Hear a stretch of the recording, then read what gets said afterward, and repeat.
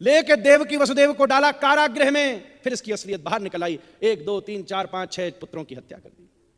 हम सब के भीतर कृष्ण जन्म का अर्थ है आनंद का जन्म, और आनंद के जन्म की प्राप्ति के लिए सबसे पहले हमारे भीतर जो षड विकार है ना, इनकी निवृत्ति करनी पड़ेगी। इसका वेदांत समझिए। 6 पुत्रों की हत्या कर दी।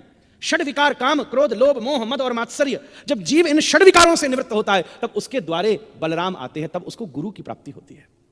वाचो वेगम मनस क्रोध वेगम जिह्वा वेगम उदरोत्पस्थ वेगम एतान वेगान यो विषहेत धीर सर्वाम अपीमाम पृथ्वीम सशिष्यात्।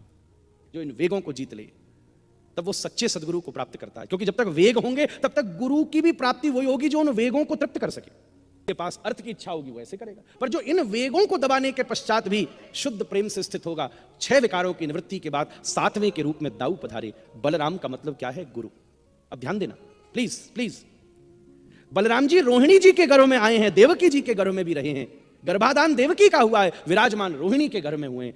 2 गर्भों में गुरु ही होता है। एक गुरु इस संसार के गर्भ में रहता है और दूसरा, उसी गुरु का दूसरा स्वरूप ठाकुर जी के नित्य गोलोक में विराजमान रहता है।